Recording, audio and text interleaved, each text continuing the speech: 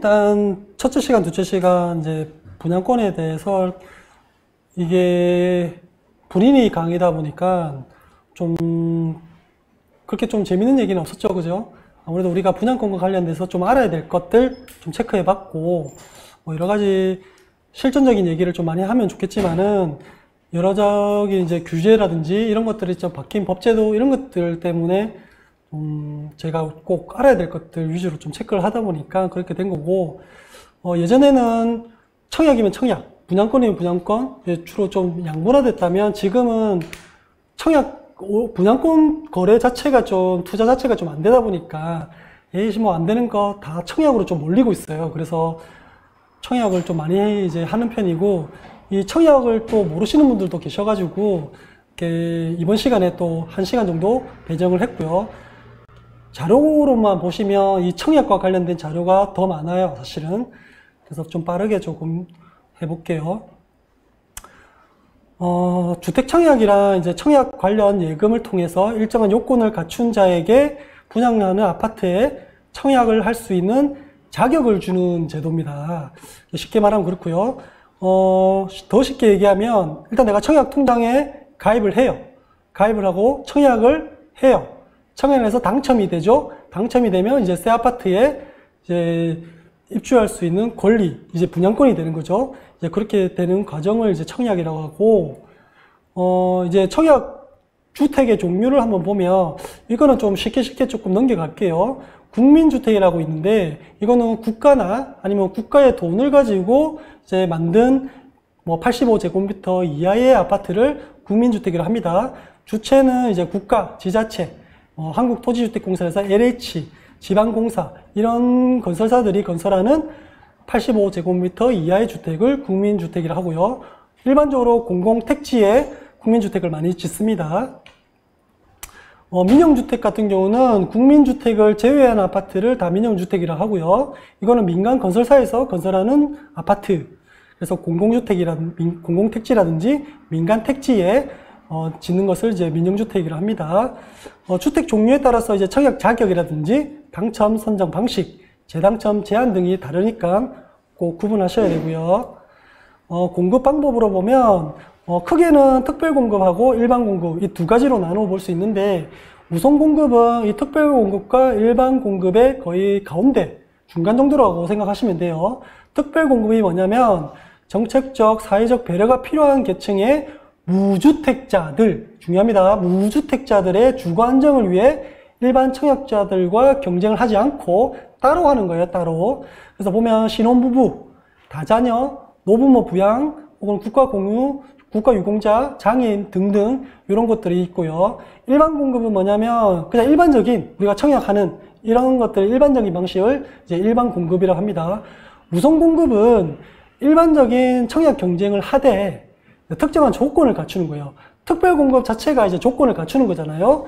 근데 일반 공급을 하되 조건을 갖추는 게 우선 공급입니다. 어떤 게 있냐면 지역 거주자 우선, 그 다음에 무주택자 우선, 뭐 이런 것들이 붙으면 이제 우선 공급이 되는 거예요. 가점을 한번 볼게요. 청약 가점은 뭐냐면 청약 신청자의 조건에 따라서 이제 가산점을 부여하게 돼요. 이 가산점이 높은 순으로 청약 당첨자를 결정하는 제도예요. 그러면 이 가산점이 뭐가 있냐? 무주택 기간, 통장 가입 기간, 부양 가족 수에 따라서 이렇게 달라지거든요. 무주택 기간은 기본적으로 1년 미만, 뭐 이거는 기본 점수예요. 2점을 주거든요. 그래서 1년씩 늘어날 때마다 2점이 가산돼서 최고 15년이요. 16년 되더라도 15년만 인정됩니다. 15년 이상의 무주택자인 경우 최고 32점. 봐봐요. 15년이죠. 그러면 1년 늘어날 때마다 2점씩 가산된다니까 15년이면 30점이죠. 그리고 거기에 기본 점수 2점 해서 32점이에요. 최고 점수가. 청약통장 가입 기간은 기본 점수 2점이 있어요. 1년 늘어날 때마다 이건 2점이 아니고 1점이 가산돼요. 그래서 최고 15년이에요. 그러면 15년이니까 1점씩 15년이니까 15점이겠죠. 그래서 기본 점수 2점 해서 최고 17점입니다. 부양가족 수는 기본 나를 5점으로 봐요. 그리고 부양가족이 6명인 경우 한 가족당 5점씩 해서 5점이면 6명이면 30점이죠? 그러면 내 기본 점수 합쳐서 35점입니다. 그러면 총 토탈 이게 만점이면 84점이에요. 근데 여기서 보세요. 우리가 보통 일반적인 가정에서는 4인 가족이 가장 많잖아요. 4인 가족이 가장 많기 때문에 4인 가족에서 만점이 나올 수 있는 경우는 내가 무주택기가 만점이죠. 그죠? 그러면 32점이죠. 그럼 통장 가입 기간 15년이니까 만점이겠죠. 그죠? 그럼 17점이에요. 그러면 이게 합치면 49점이겠죠. 근데 내가 4명이랬죠. 그럼 나를 포함해서 4명이니까 얼마예요? 20점이겠죠.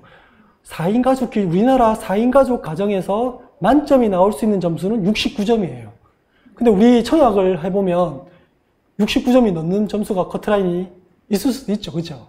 그런 데는 자녀가 많다든지, 부양가족이 많다든지, 뭐 이런 경우예요. 그래서 69점보다 높다라는 것은 어디서 점수가 나뉘냐? 이 부양가족에서 나뉘는 거예요. 그래서 예전에는 사실 접붙이기라서 접도 많이 붙였어요. 뭐 이혼 세대 붙여가지고 부양가족을 늘린다든지 뭐 이런 것들도 많이 했었거든요. 일단은 그런 거 알고 있으면 될 것 같고요. 청약 가점이 이렇다. 그 다음에 이제 청약주택의 종류를 보면 뭐 이거는 가볍게 넘기면 돼요. 공공주택이 있고 공공건설 임대주택도 있고 뭐 도시형 생활주택, 도생이라고 하죠. 도생은 300세대 미만의 국민주택 규모에 해당하는 주택을 도생이라고 합니다. 오피스텔 이런 것도 많이 들어봤죠. 근데 여기서 이제 도시형 생활주택과 오피스텔, 민간 임대주택은 아파트 청약 신청과 달리 별도의 청약 통장 없이 신청이 가능합니다. 그리고 재당첨, 제한 등의 당첨자 관리 제도가 없습니다. 그래서 요즘은 아파트 분양이라든지 이런 거에 규제가 있다 보니까 이런 오피스텔이라든지 이런 생수, 생활숙형 슈퍼시설 이런 데서 좀 많이 몰리는 편이죠. 그리고 뭐 민간 임대주택도 있고요. 공공지원 민간 임대주택도 있고 이런 거는 그냥 아시면 돼요.